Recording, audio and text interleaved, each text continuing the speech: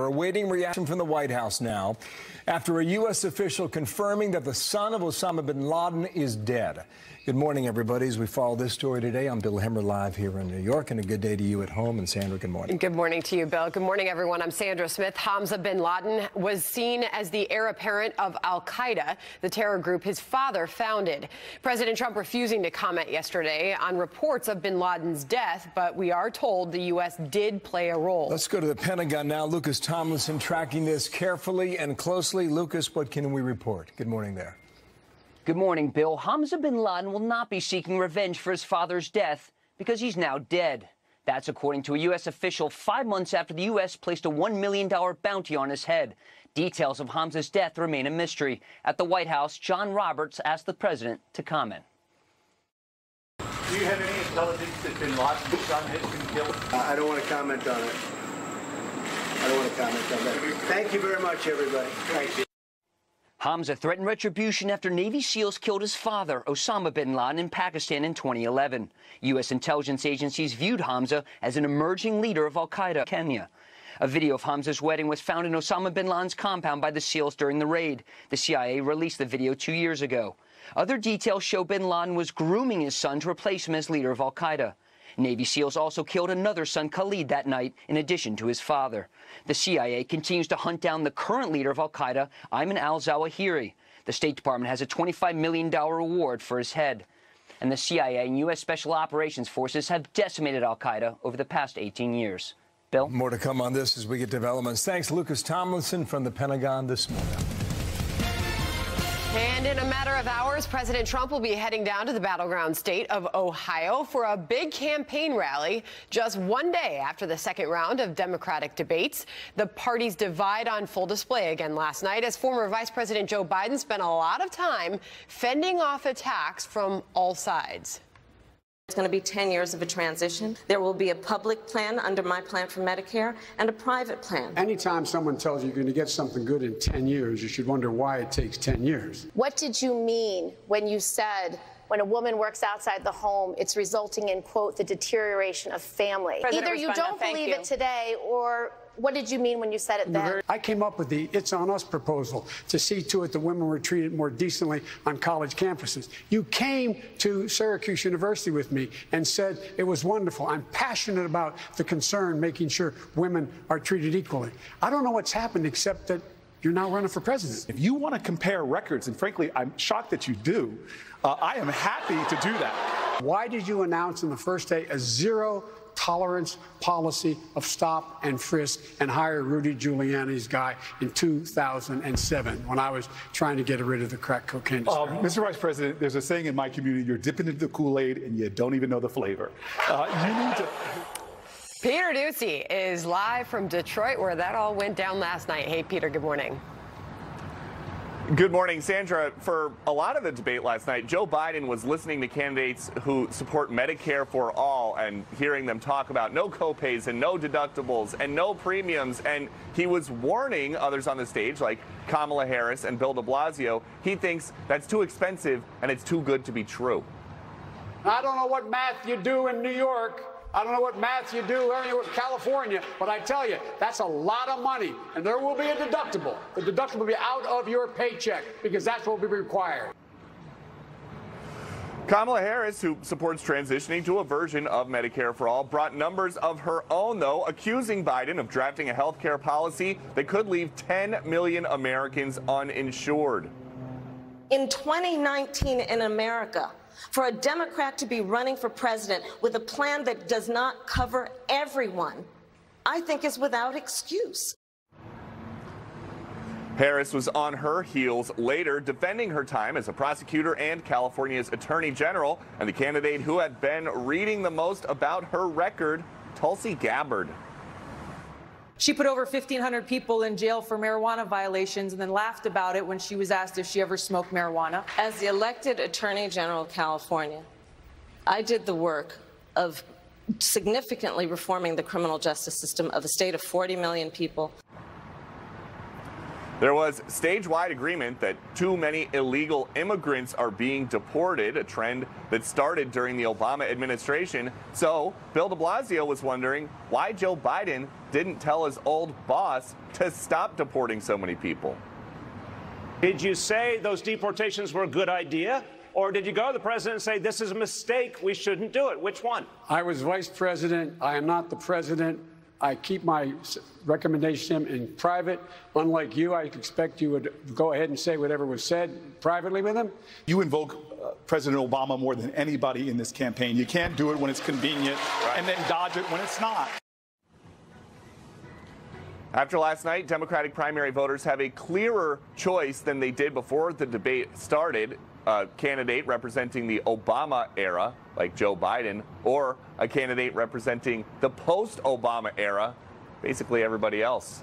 Sandra? What a night it was. Peter Ducey, thank you. Meanwhile, bombshell revelations now. Fox News alert, FBI investigation into its former director, James Comey.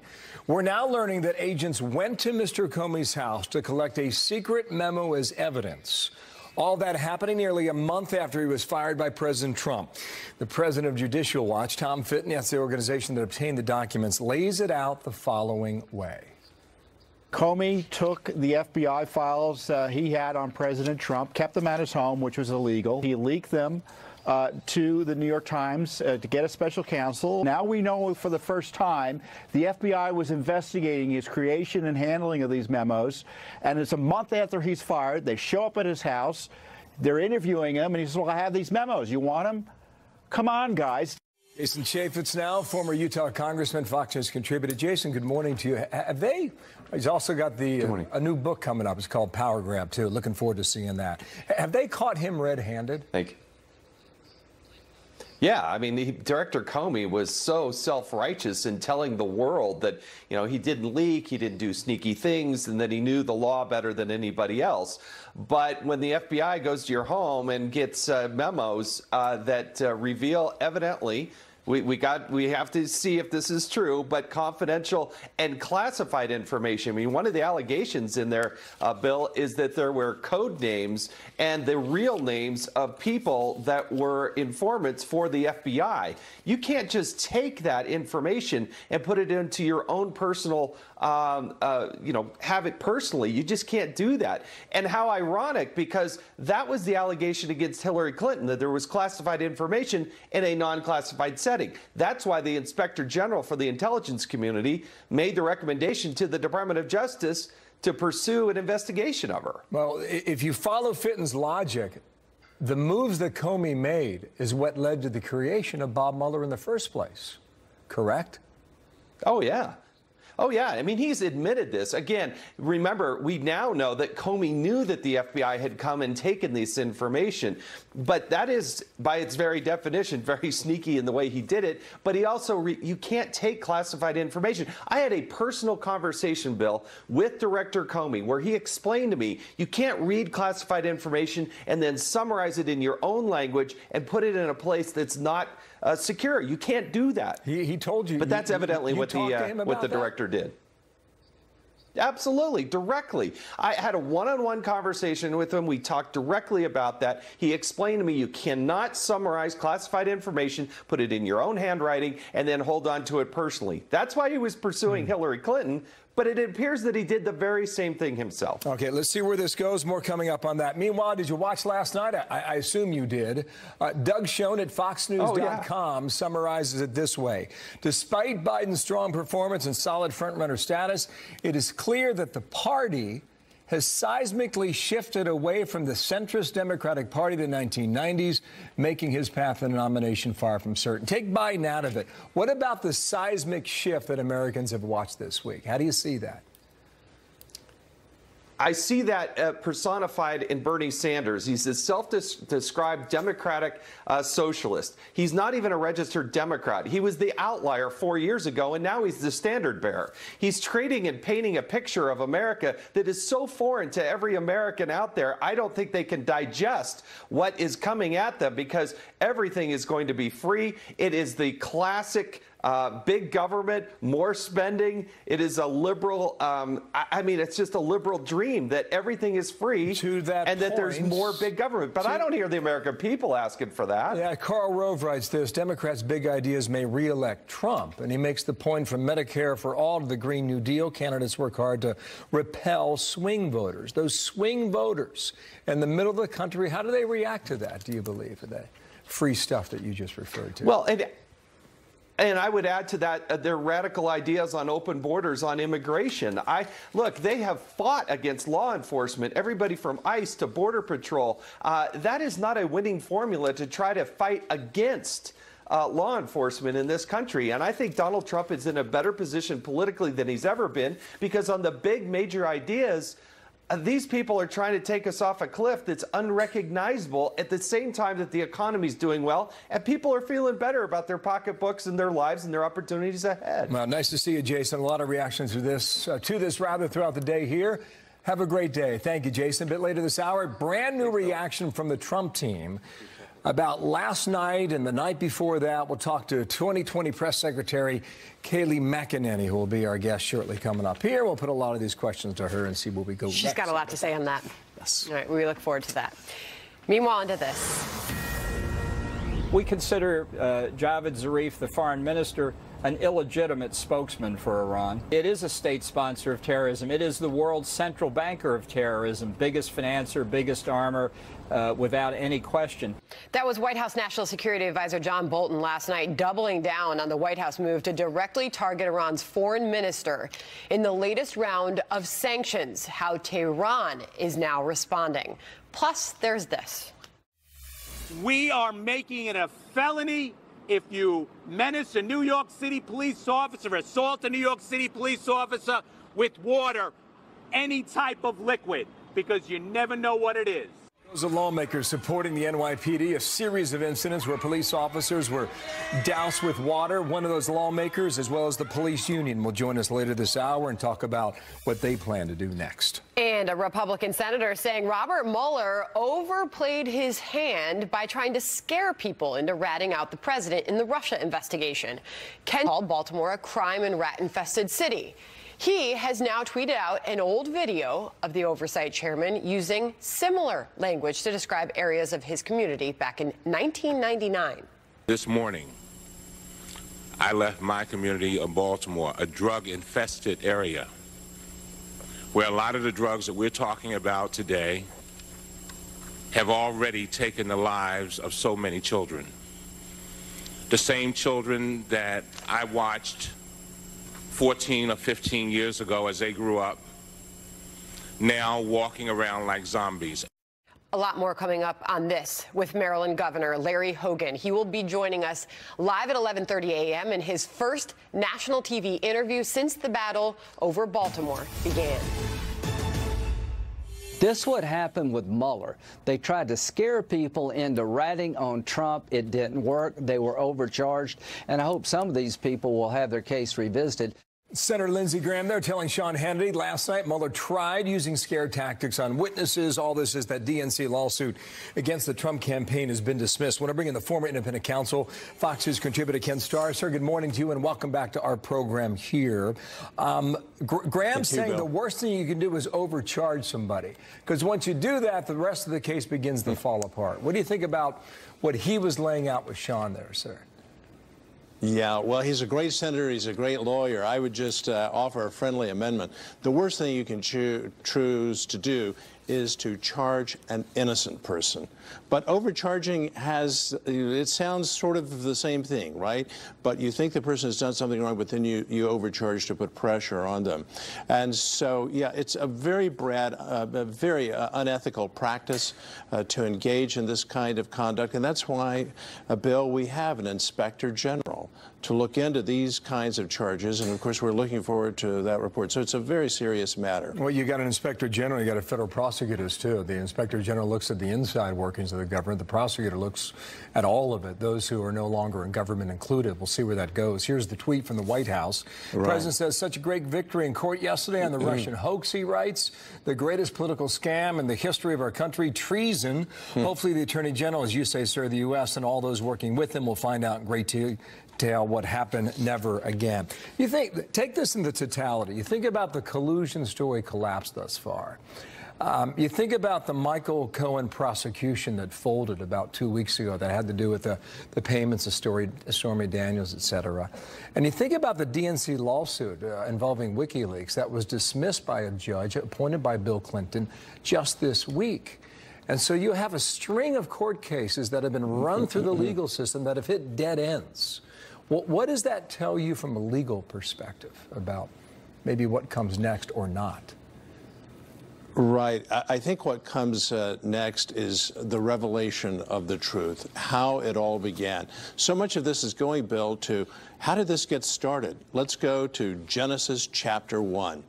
And that, again, is what leads us right back to Michael Horowitz and his report. And I think where it's going to lead us, now this is a predictive judgment, I may be proven wrong, is that the entire house of cards collapsed. There was no Russian collusion. There was no conspiracy whatsoever. And ironically, Bill, as you know, the Mueller report itself, for all of its flaws, and I have many criticisms of it, itself demonstrates that time and time again. It does so a bit grudgingly, but there was no conspiracy, there was no collusion, and there were lots of signs along the way, Bill, that there had not been any kind of coordination with Russian operatives and so forth. So what we're hearing now is a lot of rhetoric, but I think in terms of the law, all these various and sundry dimensions of how this all began will be revealed and the entire thing will collapse. Okay, Ken Starr, thank you so much. Really good to get your insight on this, and we'll see what comes next, if there is a next, in due time. Thank you, sir. It's good to see you again. Right. Thanks. Meanwhile, shifting to a terrifying story out of Ohio this morning. A prank on a middle school teacher nearly kills her. Why she's lucky to be alive after some students blatantly ignored warnings that she suffered from a potentially deadly food allergy. All of the kids know that she is definitely allergic to bananas. If it touches Ohio pulling a prank on their teacher that nearly killed her. That teacher always allowed her students to know that she was allergic to bananas, deathly allergic. According to a staffer on security, 3 students smeared her classroom door and doorknob with bananas. Then they threw some at her in the classroom. that could be attempted murder. All of the kids know that she is definitely allergic to bananas. If it touches her, she will go into anaphylactic. She starts to change colors. They gave her one EpiPen and it wasn't working. They gave her another EpiPen. Her throat was starting to close up. They're definitely going down for expulsion. That is nuts. She was rushed to the hospital. She did recover. She's okay, but all 3 students were sentenced to probation through the juvenile court system there in Columbus, Ohio. Incredibly scary story. Anybody who knows anybody, a family member, friend with a food allergy, it's a very serious thing. Vicious stuff, right? All right, on to Iran firing back after the Trump administration slapped sanctions on its foreign minister. White House National Security Advisor John Bolton laying out exactly why they decided to take this action. We've frozen any assets he has in the United States. We've restricted his activities and those of people who do business with him. And it sends a signal that we consider Javad Zarif, the foreign minister, an illegitimate spokesman for Iran. Ellison Barber's live from Jerusalem this morning. Ellison?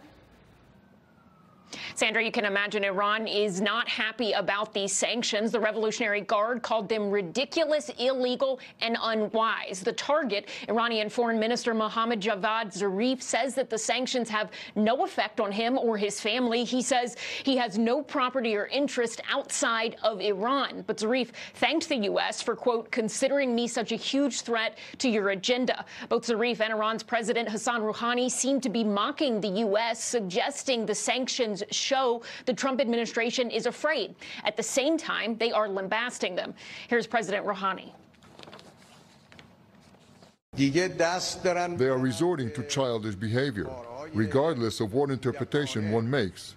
There is no other way to see it other than childish action. They were claiming every day we want to talk, with no preconditions. We are ready to talk to Iran's government at any time. And then they sanctioned the foreign minister. The U.S. Navy's Fifth Fleet says they hosted senior representatives from allied and partner nations in Bahrain yesterday to discuss an international maritime security initiative aimed at promoting safe passage through the Persian Gulf and the Strait of Hormuz, where most recently a British oil tanker was seized by Iran's Revolutionary Guard. Fox News has told representatives from the United Kingdom were at the meeting in Bahrain, but beyond that, the British Royal Navy would not comment. Germany says it will not join a U.S.-led coalition, in part because they do not believe the U.S.'s policy of maximum pressure is a good one, and they also want to preserve the 2015 Iran nuclear agreement. Sandra. Ellison Barber, thank you. So the president now calling out the prosecutors in the trial for Navy SEAL Eddie Gallagher, what the president's doing to penalize the lawyers who went after him. Plus this moment from last night. Did you see it? Roll it. We currently have a president in the White House who obviously does not understand the science. He's been pushing science fiction instead of science fact. The guy thinks that wind turbines cause cancer, but what in fact they cause is jobs. Well, that was Democrats sounding off on climate change last night, but was it really what people in the Rust Belt wanted to hear? The Trump 2020 team says the election of one of those candidates means goodbye to jobs. Interest rate yesterday, first time in more than a decade. Fed chair suggesting there would not be more cuts coming, but they're watching it carefully. That prompted a sharp sell-off in stocks, and well, they came back a little bit in the afternoon, so we'll see where we go today. The president, none too happy. Here's what he tweeted yesterday afternoon. What the market wanted to hear from Jay Powell and the Federal Reserve is that this was the beginning of a lengthy and aggressive rate-cutting cycle, which would keep pace with China, the European Union, and other countries around the world.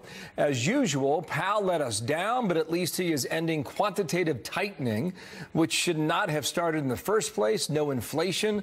We are winning anyway, but I'm certainly not getting much help from the Federal Reserve. And tweet there. That was the first rate cut since 2008, so hence him saying that the quantitative tightening had come to an end. But the markets sort of, you could pass this one off as sell the news. The markets were anticipating that 0.25% cut, quarter point cut, I should say, but now maybe no more in the future. So the argument that's being made now, Sandra, as you well know, is that other countries are beating us in interest rates because their rates are lower, and the U.S. cannot stay competitive with European allies, those in Asia, et cetera. And that's kind of what the president's driving to.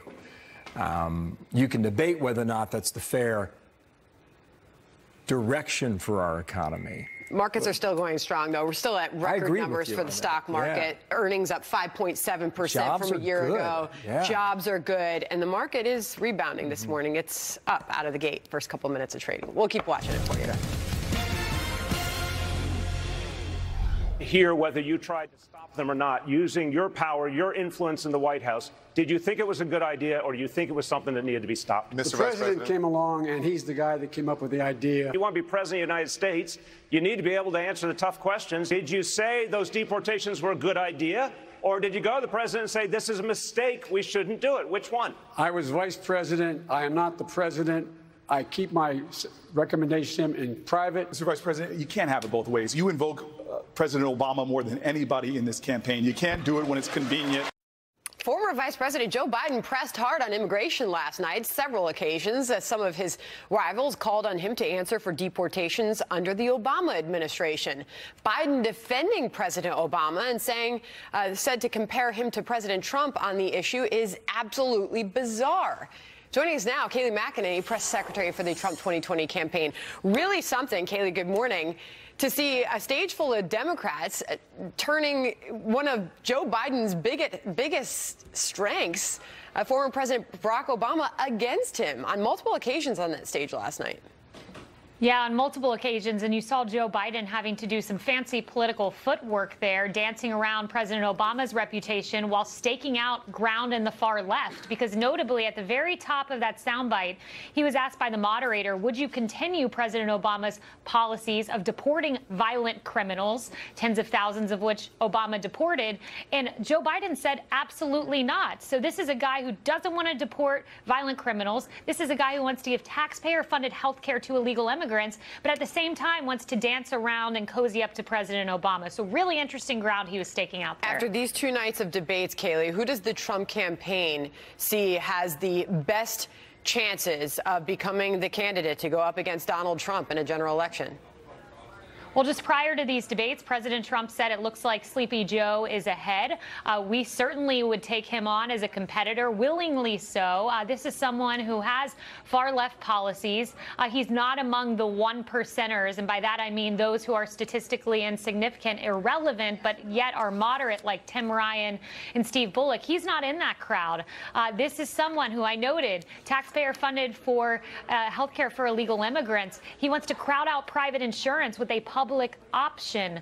This is someone who supports the Green New Deal. So if it's Joe Biden, we're ready, because President Trump's success can beat Sleepy Joe any day. Did anybody make a move last night, potentially posing a bigger threat than Joe Biden? It didn't look that way, because the so-called two front-runners of that stage, Kamala Harris and Joe Biden, had disastrous performances. Joe Biden vowed to wake up last night and fight. We didn't see that. We saw a lot of stumbling, really poor debate performance, very bad policies. And by the way, one of the most important parts of last night's debate, Sandra, that we saw is the Democrats can kiss goodbye to Pennsylvania, goodbye to the Midwest, because Joe Biden said, I want to eliminate all fossil fuels. So goodbye auto industry and manufacturing in this country, and goodbye the Midwest for Democrats. I know that was your thinking as you watched the debate, and after the debate, you tweeted this out on behalf of the campaign, Kayleigh. Goodbye Pennsylvania, goodbye auto industry, goodbye Midwest. Another win for President Donald Trump. Here is one of those exchanges between the Democrats last night on coal and the Green New Deal. Watch. The science tells us we have to get off coal in 10 years. We will end any subsidies for coal or any other fossil fuel. We must have and adopt a Green New Deal. Why not actually invest in the green jobs? That's what the Green New Deal is about. Campaign response to that? Yeah, our campaign response is it took President Trump to bring back manufacturing in this country. He's added more than 500,000 manufacturing jobs. That comes after President Obama and Vice President Biden lost 193,000 manufacturing jobs. So President Trump reversed the trend, and there you're hearing Democrats endorse the Green New Deal, which would decimate manufacturing yet again and cost every American household $600,000. We cannot afford that in this country. It would wreak havoc on this economy. All right, I want to circle back to immigration, because there was yet another very important exchange last night between Joe Biden and Julian Castro, both who served in the Obama administration, over immigration. Here's that exchange. The secretary, we sat together in many meetings. I never heard him talk about any of this when he was the secretary. What we need are politicians that actually have some guts on this issue. Thank you, Secretary. Mr. Vice President, please your response. I have guts enough to say his plan doesn't make sense. Here's the deal. The fact of the matter is that, in fact, when people cross the border illegally, it is illegal to do it unless they're seeking asylum. It looks like one of us has learned the lessons of the past and one of us hasn't. Joe Biden. What we need are politicians that actually have some guts on this issue. Thank you, Secretary. Mr. Vice President, please your response. I have guts enough to say his plan doesn't make sense. Here's the deal. The fact of the matter is that, in fact, when people cross the border illegally, it is illegal to do it unless they're seeking asylum. It looks like one of us has learned the lessons of the past and one of us hasn't. Joe Biden there, Kayleigh, arguing for some criminal penalties for unauthorized border crossings. Did he make his point, and who won that exchange?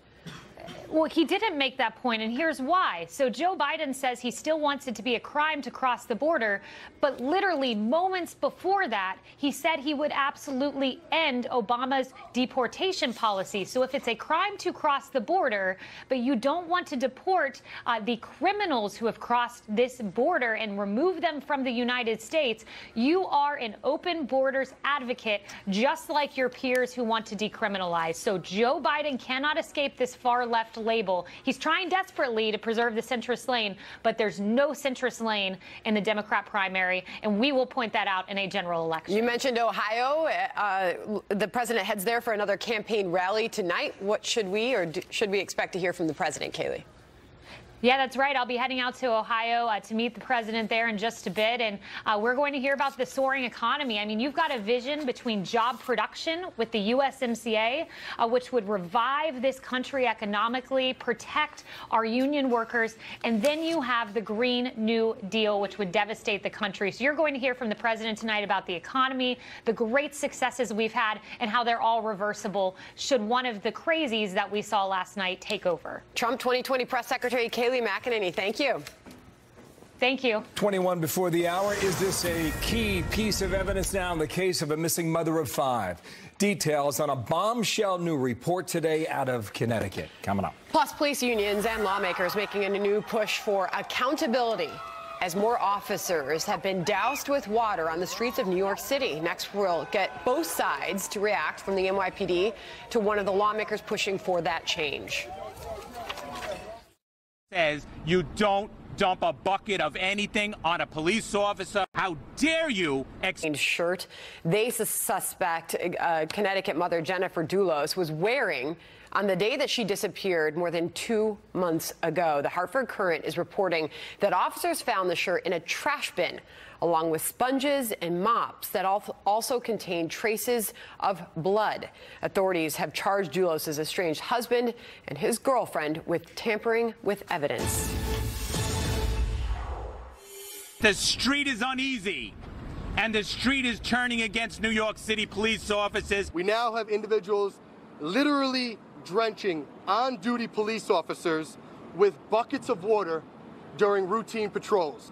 This legislation will criminalize this despicable behavior. Hopefully my colleagues in Albany will support this legislation from both sides of the aisle, because if that's what they care about, the true safety of our law enforcement, they will. Have New York lawmakers, police union members responding to a series of water attacks against law enforcement here in New York City. They're proposing legislation that would make it a felony to throw water at an officer. Ed Mullins, president of the NYPD Sergeants Benevolent Association. Mike Riley, New York State Assemblyman for Staten Island. So we've got the politician, we've got the union rep here. How you guys doing? A good morning to you. Yeah, I grew up in Ohio, and I've looked at these videos, and every time I see them, I think, heck, if I'm 15 years old and I'm doing that to an officer, I'm in handcuffs.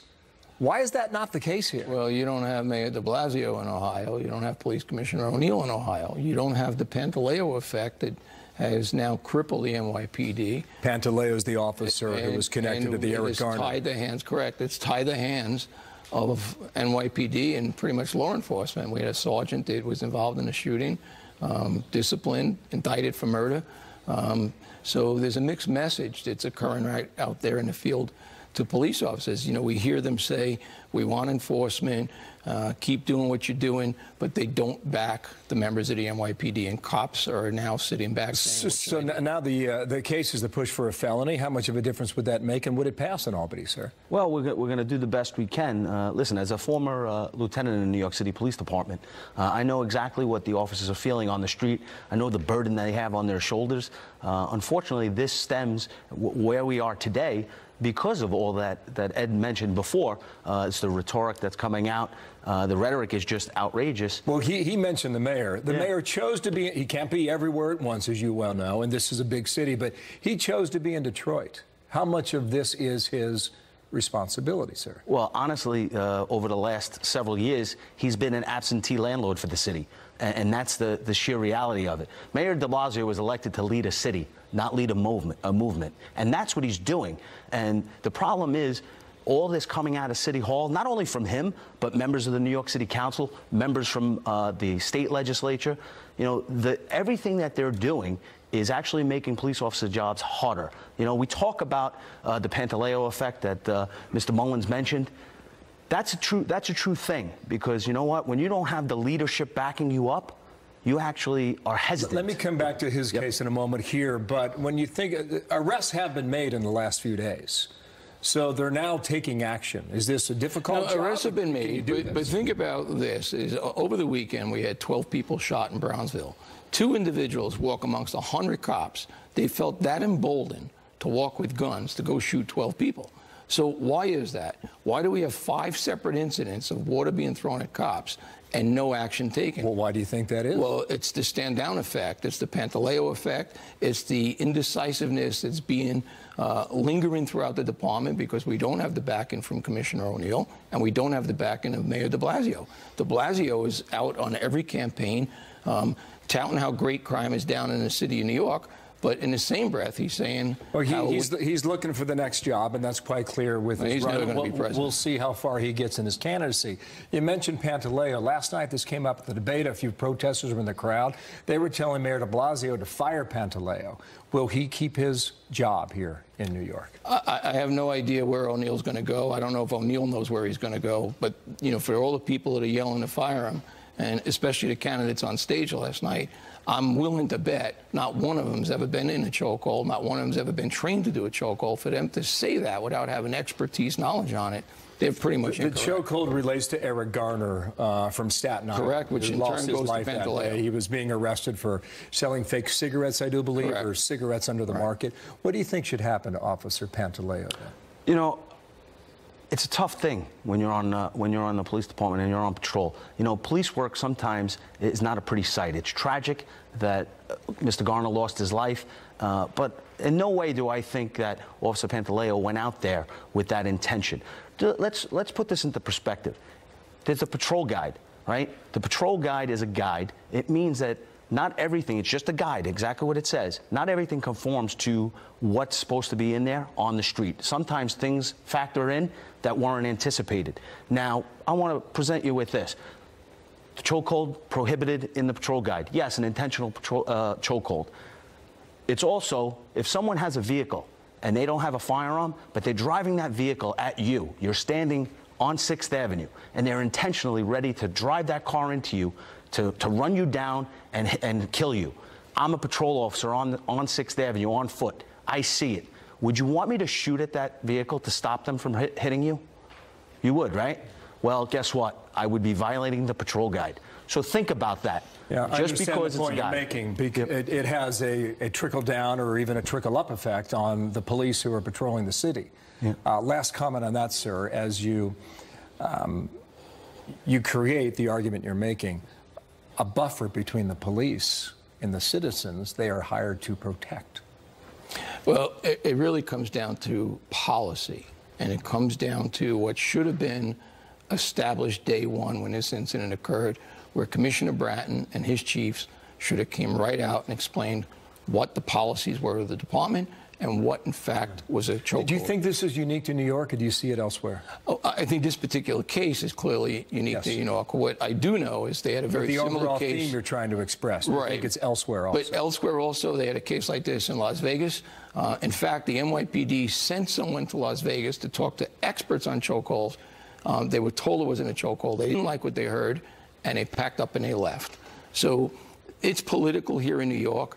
But what we're seeing is Pantaleo effect is affecting police officers we're nationwide. Keeping a close eye on. Gentlemen, thanks to both of you. I'm out of time, but thank you for yours today. And we'll see how far you get on the felony push. Mike Rowley. Thank you, Ed Mullins. Thank you, Sandra. We've got some breaking news coming into our newsroom right now. A deadly explosion in Kentucky sending flames 300 feet